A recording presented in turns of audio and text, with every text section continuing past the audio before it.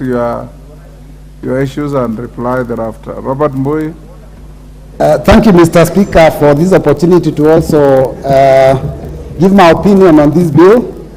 You know, the issue of digitization is all over now, and I think almost all sectors of the economy are getting digitized. So it's a good idea for us to digitize our health sector. And of course, as we say, all dreams are valid. But it's important, Mr. Speaker, as we go through this, to understand maybe the positives and some of the challenges that we may actually end up finding in this kind of setup.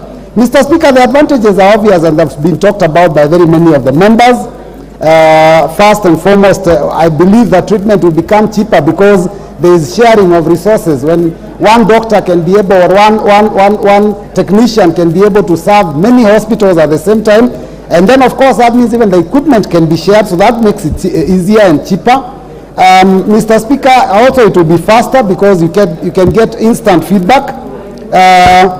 Mr. Speaker, also the history of every medical patient becomes easily accessible, and therefore that means that in case there is any settlement or need to settle a medical dispute, then all the information is obviously readily available.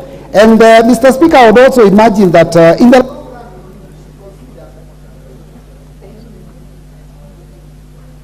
What's happened to... Yeah, Mr. Speaker, that is what I was going to add. The issue of the safety of security, how technology actually works.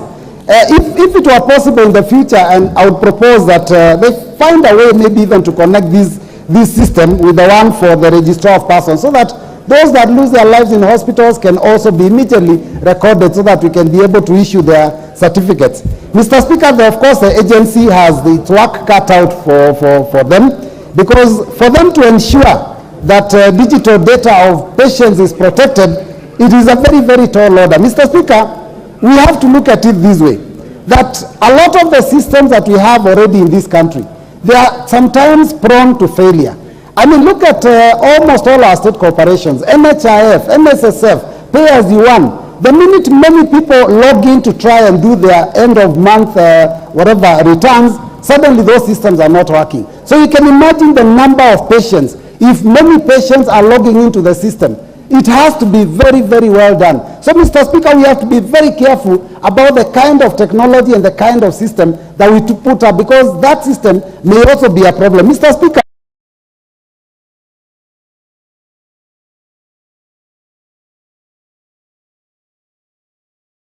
careful that we do not have any possibility of people hacking into the health system, because if that were to happen, Mr. Speaker, they could corrupt data and of course put our people's lives in jeopardy. So it's really, really something that we need to look at. Mr. Speaker, also, you know, for us to have this health system work and for the digital system to work, we also have to have ICT, we also have to have Wi-Fi. Mr. Speaker, we are talking about our dispensaries being able to send data to hospitals in the city, to hospitals that are level 4, level 5. Mr. Speaker, where is this digital connection?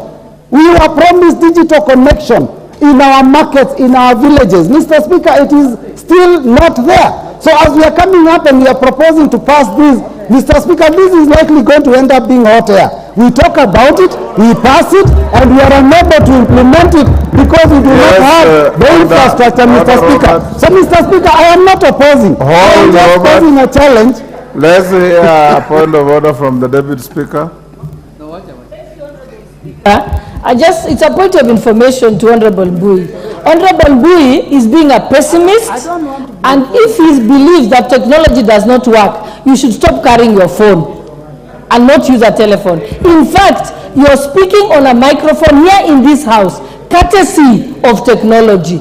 You're speaking in this house, recorded by Hansard, courtesy of technology. Are you telling us that we must just stay frozen in time and remain in the Stone Age times just because you fear technology and that you're a pessimist, yet is a beneficiary of technology? Thank you, Honorable Speaker. In fact, the voting that went on in this country, that you are elected on, was courtesy of technology. So you should give up your seat first if you don't believe in technology. Thank you, Honorable Speaker.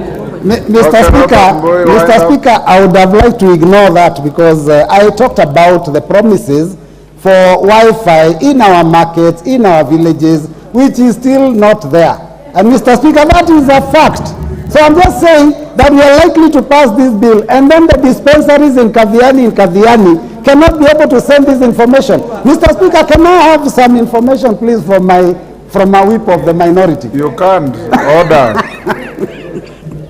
He has not sought to inform anybody, and you have no capacity to solicit information while you are on the chair, on the floor, sorry. Mr. Speaker, have you heard him now? Yes. I have not heard anything. Go on, Robert Mbui. Thank you, Mr. Speaker. So And basically, I'm not opposing the bill. I'm just posing the challenges that we are likely to face in the implementation. Otherwise, I said all dreams are valid. We need to work towards the possibility of making this work. But finally, Mr. Speaker, again, even after the technology. Do you want to be informed by UNED? Yes, I want to be informed by my whip. Mr. Speaker, thank you for your indulgence. Mr. Speaker, I wanted to inform my deputy minority whip that he is not opposing the bill, but what I wanted to inform him is that